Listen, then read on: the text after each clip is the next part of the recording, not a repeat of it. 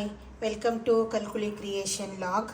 ನಾನಿವತ್ತು ನಿಮಗೆ ಬದನೆಕಾಯಿನ ಉಪಯೋಗಿಸ್ಕೊಬಿಟ್ಟು ಒಂದು ಸಿಂಪಲ್ಲಾಗಿ ಹಾಗೆ ಈಸಿಯಾಗಿ ಕ್ವಿಕ್ಕಾಗಿ ಮಾಡ್ಕೊಳ್ಳುವಂತಹ ಒಂದು ರೆಸಿಪಿನ ತೋರಿಸ್ಕೊಡ್ತಾ ಇದ್ದೀನಿ. ಇದಕ್ಕೆ ಹೆಚ್ಚೇನು ಇಂಗ್ರೀಡಿಯೆಂಟ್ಸ್ ನಾವು ಯೂಸ್ ಮಾಡೋದಿಲ್ಲ.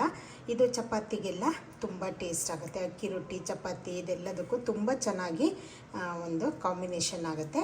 ಇದಕ್ಕೆ ನೀವು ಈ ರೀತಿ ಬದನೆಕಾಯಿನಾರು ಉಪಯೋಗಿಸ್ಕೋಬೋದು, ಇಲ್ಲ ಹಸಿರು ಬದನೆಕಾಯಿ ಯಾರು ಬರುತ್ತಲ್ಲ ಅದನ್ನು ಉಪಯೋಗಿಸ್ಕೋಬೋದು. ಗುಳ್ಳ ಬದನೆಕಾಯಿಗಿಂತ ಈ ರೀತಿ ಉದ್ದ ಬದನೆಕಾಯಿ ಬರುತ್ತಲ್ಲ ಇದನ್ನು ಉಪಯೋಗಿಸ್ಕೊಳ್ಳಿ. ಇದನ್ನು ನಾನು ಚೆನ್ನಾಗಿ ವಾಶ್ ಮಾಡಿ ಇಟ್ಕೊಂಡಿದ್ದೀನಿ. ಕ್ವಾಂಟಿಟಿ ನೀವು ನಿಮ್ಗೆ ಎಷ್ಟು ಬೇಕೋ ಅಷ್ಟನ್ನು ನೀವು ತೊಗೊಳ್ಬೋದು. ಇವಾಗ ಇದನ್ನು ನಾವು ಹೆಚ್ಕೊಳ್ಬೇಕಾಗತ್ತೆ. ಇವಾಗ ನೋಡಿ, ಬದನೆಕಾಯಿನ ಈ ರೀತಿ ಮಧ್ಯಕ್ಕೆ ಕಟ್ ಮಾಡಿಕೊಂಡು ಒಳಗಡೆ ಎಲ್ಲ ಚೆಕ್ ಮಾಡ್ಕೊಳ್ಳಿ. ಇದರಲ್ಲಿ ಹುಳ ಇರಬಾರ್ದು. ಈ ರೀತಿಯಾಗಿ ಹೀಗೆ ಪೀಸ್ ಮಾಡಿಕೊಂಡು ಇದನ್ನು ನೀವು ಉದ್ದುದ್ದವಾಗಿ ನೋಡಿ ಈ ರೀತಿ ಬರುತ್ತಲ್ಲ ಪೀಸ್ ಮಾಡಿ ನೀರಿಗೆ ಹಾಕ್ಕೊಳ್ಬೇಕಾಗತ್ತೆ. ಇಲ್ಲಾಂದರೆ ಬದನೆಕಾಯಿ ಎಲ್ಲ ಕಪ್ಪಾಗುತ್ತೆ. ನೋಡಿ ಈ ರೀತಿ ಹೀಗೆ ಭಾಗ ಮಾಡಿಬಿಟ್ಟು ಉದ್ದಕ್ಕೆ ಹೀಗೆ ಈ ರೀತಿ ಪೀಸ್ಗಳನ್ನು ನೀವು ಹೆಚ್ಕೊಳ್ಬೇಕಾಗತ್ತೆ. ಇದಕ್ಕೆ ರೌಂಡೆಲ್ಲ ಮಾಡ್ಕೊಳ್ಬೇಡಿ. ನಿಮಗೆ ಇಲ್ಲಿ ಕಾಣ್ತಾ ಇರ್ಬೋದಂತ ಅನಿಸುತ್ತೆ. ನೋಡಿ, ನಾನು ಹೀಗೆ ಉದ್ದುದ್ದಕ್ಕೆ ಬದನೆಕಾಯಿನ ಹೆಚ್ಕೊಂಡಿದ್ದೀನಿ. ಇವಾಗ ನಾನು ಎಲ್ಲ ಬದನೆಕಾಯಿನೂ ಅದೇ ರೀತಿ ಹೆಚ್ಕೊಳ್ತಾ ಇದ್ದೀನಿ. ಇವಾಗ ನೋಡಿ, ನಾನು ಎಲ್ಲ ಬದನೆಕಾಯಿನ ಈ ರೀತಿ ಹೆಚ್ಚಿಬಿಟ್ಟು ಉದ್ದುದ್ದವಾಗಿ ಹೆಚ್ಚಿಬಿಟ್ಟು ನೀರಿಗೆ ಹಾಕಿ ಇಟ್ಕೊಂಡಿದ್ದೀನಿ. ಇಲ್ಲಿ ಇವಾಗ ನಾನು ಫಸ್ಟಿಗೆ ಒಗ್ಗರಣೆಗೆ ಏನೇನು ಬೇಕು ಅಂತೇಳಿ ತೋರಿಸ್ಕೊಡ್ತಾ ಇದ್ದೀನಿ. ಇಲ್ಲಿ ಸಾಸಿವೆ ಇಟ್ಕೊಂಡಿದ್ದೀನಿ ನಾನು 1 ಟೀ ಸ್ಪೂನು. ಆಮೇಲೆ ಸ್ವಲ್ಪ ಕರಿಬೇವು, ನಂತರ ಖಾರಕ್ಕೆ ಎಷ್ಟು ಬೇಕೋ ಅಷ್ಟು ಹಸಿಮೆಣಸು. ಇದಕ್ಕೆ ಬರೀ ಹಸಿಮೆಣಸಿನ ಖಾರನೇ ಮಾತ್ರ ಉಪಯೋಗಿಸೋದು. ನಂತರ ಒಗ್ಗರಣೆಗೆ ಸ್ವಲ್ಪ ಕಡಲೆಬೇಳೆ. ಇಲ್ಲಿ ಒಂದು ಚಿಕ್ಕ ನಿಂಬೆ ಗಾತ್ರದಷ್ಟು ಹುಣಸೆ ಹಣ್ಣನ್ನು ನಾನು ಸ್ವಲ್ಪ ನೀರಲ್ಲಿ ಈ ರೀತಿ ನೆನೆಸ್ಬಿಟ್ಟು ಇಟ್ಕೊಂಡಿದ್ದೀನಿ. ನಂತರ ಇಲ್ಲಿ ಒಂದು 7-8 ಎಸ್ಲು ಬೆಳ್ಳುಳ್ಳಿಯನ್ನು ವಿತ್ ಸಿಪ್ಪೆ ನಾನು ಜಜ್ಜಿಬಿಟ್ಟು ಇಟ್ಕೊಂಡಿದ್ದೀನಿ. ನಂತರ ಇಲ್ಲಿ ನೀರುಳ್ಳಿ, ಒಂದು ಮೀಡಿಯಮ್ ಸೈಜ್ ನೀರುಳ್ಳಿನ ಈ ರೀತಿ ಉದ್ದಕ್ಕೆ ಚಿಕ್ಕದಾಗಿ ತೆಳುವಾಗಿ ಕಟ್ ಮಾಡಿ ಇಟ್ಕೊಂಡಿದ್ದೀನಿ ನಾನು. ಬೆಳ್ಳುಳ್ಳಿ ಮತ್ತು ನೀರುಳ್ಳಿ ಆಪ್ಷನಲ್ಲು, ನಿಮಗೆ ಬೇಕು ಅಂದರೆ ಯೂಸ್ ಮಾಡ್ಬೋದು, ಬೇಡ ಅಂದರೆ ನೀವು ಸ್ಕಿಪ್ ಮಾಡ್ಕೊಳ್ಬೋದು. ನಂತರ ಇದಕ್ಕೆ ಸ್ವಲ್ಪ ಅರಿಶಿನ ಪುಡಿ, ಆಮೇಲೆ ನಾನು ಇಲ್ಲಿ ಇದಕ್ಕಾಗಿ ಕೊಬ್ಬರಿ ಎಣ್ಣೆನ ಉಪಯೋಗಿಸ್ಕೊಳ್ತಾ ಇದ್ದೀನಿ. ನೀವು ರಿಫೈನ್ಡ್ ಆಯಿಲ್ ಬೇಕಿದ್ದರೂ ಉಪಯೋಗಿಸ್ಬೋದು. ಆಮೇಲೆ ಟೇಸ್ಟಿಗೆ ತಕ್ಕನಂಗೆ ಉಪ್ಪು. ಇವಾಗ ನಾನು ಒಗ್ಗರಣೆನ ಸ್ಟಾರ್ಟ್ ಮಾಡ್ಕೊಳ್ತಾ ಇದ್ದೀನಿ. ಇವಾಗ ನೋಡಿ, ನಾನು ಒಂದು ದಪ್ಪತಳದ ಬಾಣಲೆಯನ್ನು ಇಟ್ಕೊಂಡ್ಬಿಟ್ಟು ಇದಕ್ಕೆ 1-2 ಟೇಬಲ್ ಸ್ಪೂನ್ ಆಗೋಷ್ಟು ನಾನು ಎಣ್ಣೆನ ಹಾಕ್ಕೊಂಡಿದ್ದೀನಿ. ಇದಕ್ಕೆ ಸ್ವಲ್ಪ ಎಣ್ಣೆ ಜಾಸ್ತಿ ಬೇಕಾಗುತ್ತೆ. ನಾವು ಬದನೆಕಾಯಿನ ಸ್ವಲ್ಪ ಜಾಸ್ತಿ ಎಣ್ಣೆಯಲ್ಲೇ ಫ್ರೈ ಮಾಡೋದ್ರಿಂದ ಇದಕ್ಕೆ ಎಣ್ಣೆನ ಸ್ವಲ್ಪ ಜಾಸ್ತಿ ಉಪಯೋಗಿಸ್ಕೊಳ್ಳಿ. ಇವಾಗ ಇದನ್ನು ಚೆನ್ನಾಗಿ ಬಿಸಿ ಆಗೋದಕ್ಕೆ ಬಿಡೋಣ. ಇವಾಗ ಎಣ್ಣೆ ಬಿಸಿ ಆದ ನಂತರ ನಾನು ಇದಕ್ಕೆ ಕಡಲೆಬೇಳೆ ಏನು ಇಟ್ಕೊಂಡಿದ್ದೀನಲ್ಲ ಅದನ್ನು ಇಲ್ಲಿ ಸೇರಿಸ್ಕೊಂಡ್ಬಿಟ್ಟು ಇದೊಂದು ಸ್ವಲ್ಪ ಕಲ್ಲರು ಲೈಟ್ ಗೋಲ್ಡನ್ ಬ್ರೌನ್ ಆಗೋಷ್ಟು ನಾವು ಫ್ರೈ ಮಾಡ್ಕೊಳ್ಳೋಣ. ಇವಾಗ ನೋಡಿ, ಇದು ಸ್ವಲ್ಪ ಕಲರ್ ಚೇಂಜ್ ಆಗಿದೆ ಅಲ್ಲ, ಇವಾಗ ನೀವು ಇದಕ್ಕೆ ಸಾಸಿವೆನ ಆ್ಯಡ್ ಮಾಡಬೇಕು. ಫಸ್ಟೇ ಸಾಸಿವೆ ಆ್ಯಡ್ ಮಾಡ್ಕೊಂಡ್ಬಿಟ್ರೆ ಅದೆಲ್ಲ ಸಿಡಿದ್ಬಿಟ್ಟು ಹೋಗುತ್ತೆ. ಆವಾಗ ನಮಗೆ ಅದು ಇದರಲ್ಲಿ ಪಲ್ಯದಲ್ಲಿ ಸಿಕ್ಕಲ್ಲ. ಅದಕ್ಕೆ ನಾನು ಸ್ವಲ್ಪ ಕಡಲೆಬೇಳೆನ ಹುರಿದಾದ ತಕ್ಷಣ ನಾನು ಇದಕ್ಕೆ ಸಾಸಿವೆನ ಆ್ಯಡ್ ಮಾಡ್ಕೊಳ್ತಾ ಇದ್ದೀನಿ. ಇದು ಸ್ವಲ್ಪ ಸಿಡಿಲಿ. ಇವಾಗ ಸಾಸಿವೆ ಸಿಡಿಯೋದಕ್ಕೆ ಸ್ಟಾರ್ಟ್ ಆಗಿದೆ ಅಲ್ಲ, ಇದಕ್ಕೆ ನಾವು ಜಜ್ಜಿಟ್ಕೊಂಡಿರುವ ಬೆಳ್ಳುಳ್ಳಿನ ಸೇರಿಸ್ಕೊಳ್ಳೋಣ.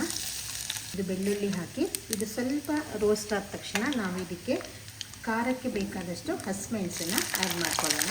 ನೀವು ಮತ್ತೆ ಬೇಕಿದ್ರೂ ಆ್ಯಡ್ ಮಾಡ್ಕೊಳ್ಬೋದು. ಇವಾಗ ಹಸಿಮೆಣಸು ಹಾಕಿದ ತಕ್ಷಣ ನಾನು ಇದಕ್ಕೆ ನೀರುಳ್ಳಿಯನ್ನು ಆ್ಯಡ್ ಮಾಡ್ತಾಯಿದ್ದೀನಿ.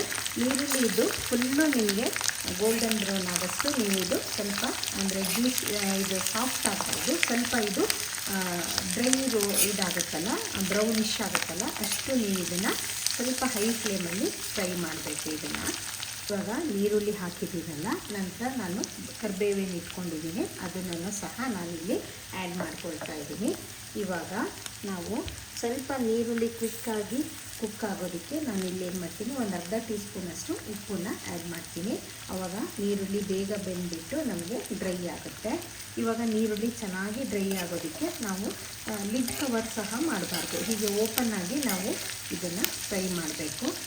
ಇವಾಗ ನೋಡಿ, ನೀರುಳ್ಳಿ ಸ್ವಲ್ಪ ಫ್ರೈ ಆಗಿ ಈ ರೀತಿ ಮಧ್ಯದಲ್ಲಿ ಸ್ವಲ್ಪ ಗೋಲ್ಡನ್ ಕಲರ್ ಬರ್ತಾ ಇದೆ, ನೀವು ನೋಡ್ತಾ ಇರ್ಬೋದು.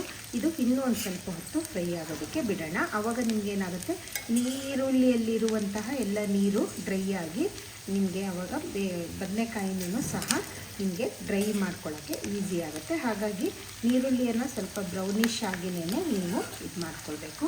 ಇವಾಗ ಇದು ಇನ್ನೊಂದು 2 ನಿಮಿಷ ಆಗಲಿ. ಇವಾಗ ನೋಡಿ, ಇದು ನೀರುಳ್ಳಿನೂ ಸಹ ಸ್ವಲ್ಪ ರೋಸ್ಟ್ ಆಗಿದೆ. ಇವಾಗ ನಾವು ಬದನೆಕಾಯಿ ಹೆಚ್ಚಿಟ್ಕೊಂಡಿದ್ದೀವಲ್ಲ, ಇದನ್ನು ಆ್ಯಡ್ ಮಾಡ್ಕೊಳ್ಳೋಣ. ಇದು ಇಷ್ಟು ಕ್ವಾಂಟಿಟಿ ಇದೆ, ಆದರೆ ಇದು ಬೆಂದಾದಮೇಲೆ ತುಂಬ ಕಮ್ಮಿ ಆಗುತ್ತೆ. ಹಾಗಾಗಿ ನೀವು ಕ್ವಾಂಟಿಟಿ ಸ್ವಲ್ಪ ಹಸಿಯಾಗಿದ್ದಾಗ ಜಾಸ್ತಿನೇ ತಗೊಳ್ಬೇಕಾಗತ್ತೆ. ನೀವು ಇದನ್ನೆಲ್ಲದನ್ನು ಇದು ಆ್ಯಡ್ ಮಾಡ್ಕೊಳ್ಳಿ. ನೀರು ಹಾಕ್ಕೊಳ್ಳೋದು ಬೇಡ, ನಾವು ಏನು ನೆನೆಸಿಟ್ಕೊಂಡಿದ್ವಲ್ಲ ಆ ನೀರನ್ನು ತೆಗೆದ್ಬಿಟ್ಟು ನೀವು ಇದು ಬದನೆಕಾಯಿನ ಆ್ಯಡ್ ಮಾಡ್ಕೋಬೇಕು. ಆ್ಯಡ್ ಮಾಡ್ಕೊಂಡ್ಬಿಟ್ಟು ಇದನ್ನು ಕ್ಲೀನಾಗಿ ಒಂದ್ಸರಿ ಮಿಕ್ಸ್ ಮಾಡಿ. ಇದು ಸ್ವಲ್ಪ ಹೊತ್ತಾದ ತಕ್ಷಣ ಇದೆಲ್ಲ ಬತ್ತುತ್ತೆ, ಇದಿಷ್ಟು ಇರೋದಿಲ್ಲ, ಕ್ವಾಂಟಿಟಿ ಕಮ್ಮಿ ಆಗುತ್ತೆ. ಇವಾಗ ಇದಕ್ಕೆ ನಾವು ಮೊದಲೇ ಒಂದು ಅರ್ಧ ಟೀ ಸ್ಪೂನು ಉಪ್ಪನ್ನು ಆ್ಯಡ್ ಮಾಡ್ಕೊಂಡಿದ್ದೀವಲ್ಲ ನೀರುಳ್ಳಿ ಫ್ರೈ ಆಗೋದಕ್ಕೆ. ಇವಾಗ ನಾನು ಇನ್ನೊಂದು 1/4 ಟೀ ಸ್ಪೂನಷ್ಟು ಆ್ಯಡ್ ಮಾಡ್ತೀನಿ. ನಂತರ ನೀವು ಟೇಸ್ಟ್ ನೋಡಿಬಿಟ್ಟು ಆ್ಯಡ್ ಮಾಡ್ಕೊಳ್ಬೋದು. ಫಸ್ಟೇ ಜಾಸ್ತಿ ಹಾಕ್ಕೊಂಡ್ಬಿಟ್ರೆ ಇದು ಮತ್ತು ಉಪ್ಪು ಜಾಸ್ತಿ ಆಗುತ್ತೆ. ಸೊ ಇವಾಗ ಇದನ್ನು ನಾವು ಕ್ಲೀನಾಗಿ ಫ್ಲೇಮ್ ಮಾತ್ರ ನೀವು ಹೈಯಲ್ಲೇ ಇಟ್ಕೊಳ್ಳಿ, ಆವಾಗ ಇದು ನಿಮಗೆ ಚೆನ್ನಾಗಿ ರೋಸ್ಟ್ ಆಗೋದಕ್ಕೆ ಆರಾಮಾಗುತ್ತೆ. ಇದಕ್ಕೆ ನೀರೇನು ಸೇರಿಸೋದು ಬೇಕಾಗಲ್ಲ, ಇದು ಫುಲ್ ಆಯಿಲಲ್ಲಿ ಕುಕ್ ಆಗಬೇಕು, ಆವಾಗ ಮಾತ್ರ ಇದು ಟೇಸ್ಟು ಚೆನ್ನಾಗಿ ಬರುತ್ತೆ.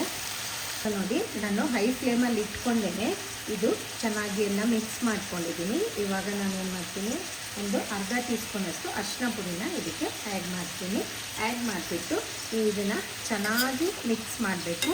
ಫ್ಲೇಮು ಹೈಯಲ್ಲೇ ಇಟ್ಕೊಳ್ಳಿ ನೀವು ಇದನ್ನು, ಲೋ ಫ್ಲೇಮ್ ಏನು ಬೇಡ, ಯಾಕಂದರೆ ಇದು ಹೈ ಫ್ಲೇಮಲ್ಲಾದರೆ ಬೇಗ ನಿಮಗೆ ನೀರೆಲ್ಲ ಡ್ರೈ ಆಗುತ್ತೆ. ಇದು ಇವಾಗ ಚೆನ್ನಾಗಿ ಮಿಕ್ಸ್ ಆಗಿದೆ ಅಲ್ಲ, ಒಂದು 2 ನಿಮಿಷ ಹೀಗೇನೆ ನಾವು ಓಪನ್ನಾಗಿ ಕುಕ್ ಆಗೋದಕ್ಕೆ ಬಿಡೋಣ. ಇವಾಗ ನೋಡಿ, ಮತ್ತೊಂದು ಸರಿ ಕ್ಲೀನಾಗಿ ಮಿಕ್ಸ್ ಮಾಡಿ.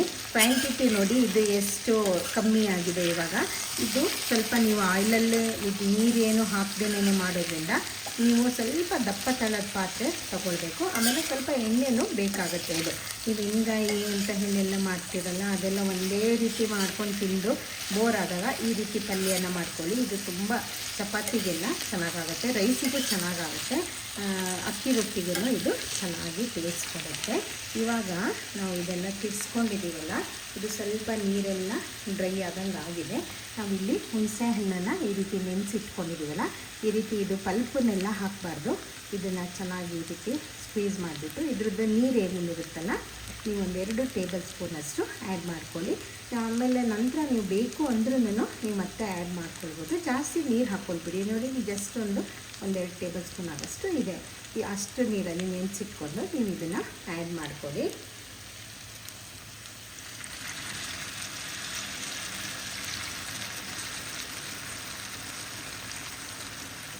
ಇವಾಗ ಫಸ್ಟಿಗೆ ನೀವು ಸ್ವಲ್ಪ ಹುಳಿನ ಆ್ಯಡ್ ಮಾಡಿಕೊಂಡು ನಂತರ ನೀವು ಟೇಸ್ಟ್ ನೋಡಿಕೊಂಡು ಬೇಕು ಅಂದರೆ ಮತ್ತೆ ನೀವು ಲಾಸ್ಟಲ್ಲೂ ಹಾಕ್ಕೊಳ್ಬೋದು.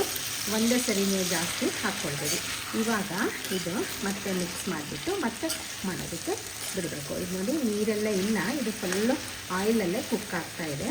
ನೀವು ತೆಳು ಪಾತ್ರೆ ಇಟ್ಕೊಂಡ್ರೆ ಇದು ತಲೆ ಹಿಡಿಯೋ ಚಾನ್ಸಸ್ ಇರುತ್ತೆ. ಸೊ ಹಾಗಾಗಿ ದಪ್ಪ ಪಾತ್ರೆಯಲ್ಲೇ ಇಟ್ಕೊಬೇಕು.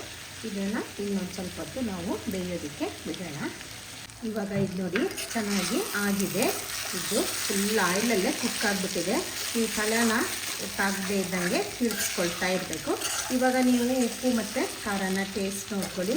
ಹುಳಿನೂ ಅಷ್ಟೇ ನೀವು ಟೇಸ್ಟ್ ನೋಡ್ಕೊಂಡ್ಬಿಟ್ಟು ಇದು ಹಾಕುವಂಥ ನಿಮ್ಗೆ ಎಷ್ಟು ಬೇಕೋ ಅಷ್ಟಕ್ಕೆ ಅಡ್ಜಸ್ಟ್ ಮಾಡ್ಕೊಳ್ಳಿ ಉಪ್ಪು ಹುಳಿ ಖಾರನ. ನಂತರ ಇದು ಇವಾಗ ಆಲ್ಮೋಸ್ಟ್ ಆಲ್ ಹಾಕಿದೆ. ಇವಾಗ ಇದಕ್ಕೆ ಏನು ಮಾಡಬೇಕು, ನಾನು ಇಲ್ಲೊಂದು 2 ಟೇಬಲ್ ಸ್ಪೂನ್ ಆಗೋಷ್ಟು ಹಸಿ ತೆಂಗಿನಕಾಯಿ ತುರಿನ ತೊಗೊಂಡಿದ್ದೀನಿ. ಇದನ್ನು ಆ್ಯಡ್ ಮಾಡ್ಕೊಳ್ಳಿ. ಇದಕ್ಕೆ ಕಾಯಿ ತುರಿ ಜಾಸ್ತಿ ಹಾಕಿದ್ರೇ ಇದು ಟೇಸ್ಟ್ ಬರೋದು. ಸ್ವಲ್ಪ ಜಾಸ್ತಿನೇ ನೀವು ಕಾಯಿ ತುರಿನ ಆ್ಯಡ್ ಮಾಡಬೇಕು. ನೋಡಿ, ಇದನ್ನು ಹೀಗೆ ಮಿಕ್ಸ್ ಮಾಡಿಬಿಡಿ ಚೆನ್ನಾಗಿ. ಖಾರ ನಿಮಗೆ ಜಾಸ್ತಿ ಬೇಕು ಅನ್ನೋದಿದ್ರೆ ನೀವು ಜಾಸ್ತಿ ಹಸಿಮೆಣಸನ್ನು ಆ್ಯಡ್ ಮಾಡ್ಕೊಳ್ಬೋದು. ಇವಾಗ ಇದು ಚೆನ್ನಾಗಿ ಇನ್ನೊಂದು 2 ನಿಮಿಷ ಬೇಯಬೇಕು. ಇವಾಗ ಇದು ನೋಡಿ ಕಂಪ್ಲೀಟಾಗಿ ಆಗಿದೆ. ಇವಾಗ ನೀವು ಸ್ಟವ್ ಆಫ್ ಮಾಡ್ಕೊಳ್ಬೋದು. ಹಾಗೆ ನಾನು ಹಾಕುವಂತಹ ಎಲ್ಲ ರೆಸಿಪಿಗಳು ನಿಮಗೆ ಇಷ್ಟ ಆಗುತ್ತೆ ಅಂತ ಭಾವಿಸ್ತೀನಿ. ನನ್ನ ಕಲ್ಕುಲಿ ಕ್ರಿಯೇಷನ್ ಲಾಗ್ ಚಾನಲ್ ಏನಿದೆ ಅದನ್ನು ಸಬ್ಸ್ಕ್ರೈಬ್ ಮಾಡ್ಕೊಳ್ಳಿ, ಲೈಕ್ ಆ್ಯಂಡ್ ಶೇರ್ ಮಾಡಿ. ಹಾಗೆ ಬೆಲ್ ಐಕಾನ್ ಪ್ರೆಸ್ ಮಾಡಿಬಿಟ್ಟು ಆಲ್ ಅಂತ ನೀವು ಸೆಲೆಕ್ಟ್ ಮಾಡಿದ್ರೆ ನಾನು ಹಾಕುವ ಎಲ್ಲ ರೆಸಿಪಿಗಳ ನೋಟಿಫಿಕೇಷನ್ನು ನಿಮಗೆ ಬರುತ್ತೆ. ಇವಾಗ ನಾನು ಸ್ಟವ್ ಆಫ್ ಮಾಡ್ಕೊಂಡಿದ್ದೀನಿ. ಈ ರೆಸಿಪಿನ ಯಾರು ಬೇಕಿದ್ದರೂ ಕಡಿಮೆ ಇಂಗ್ರೀಡಿಯೆಂಟ್ಸಲ್ಲಿ ಮಾಡ್ಕೊಳ್ಬೋದು. ಬ್ಯಾಚುಲರ್ಸ್ ಆಗಲಿ, ಹಾಗೆ ಹೊಸದಾಗಿ ಯಾರು ಅಡುಗೆ ಕಲಿಯೋರಿದ್ದರೆ ಅವರೆಲ್ಲ ಆರಾಮಾಗಿ ಮಾಡಿಕೊಂಡು ಟ್ರೈ ಮಾಡ್ಬೋದು. ತುಂಬ ಟೇಸ್ಟಿಯಾಗಿ ಬರುತ್ತೆ. ಚಪಾತಿ ಜೊತೆಗಂತೂ ತುಂಬ ಬೆಸ್ಟ್ ಕಾಂಬಿನೇಷನ್ ಆಗುತ್ತೆ. ಅಕ್ಕಿ ರೊಟ್ಟಿನೂ ಅಷ್ಟೇ, ನೀವು ಅಕ್ಕಿ ರೊಟ್ಟಿ ಜೊತೆಗೇನು ಇದು ತುಂಬ ರುಚಿಯಾಗಿ ಬರುತ್ತೆ. ಆಮೇಲೆ ಬದನೆಕಾಯಿ ಒಂದೇ ರೀತಿ ಮಾಡ್ಕೊಂಡು ತಿಂದಾಗ ಬೇಜಾರಾಗುತ್ತೆ. ಹಾಗಾಗಿ ಈ ರೀತಿ ನೀವು ಡಿಫ್ರೆಂಟ್ ಆಗಿರುವಂಥ ಒಂದು ರೆಸಿಪಿನ ಟ್ರೈ ಮಾಡಿ, ಹೇಗೆ ಅನಿಸ್ತು ಅಂತ ನನಗೆ ಕಮೆಂಟ್ ಮಾಡಿ. Thank you.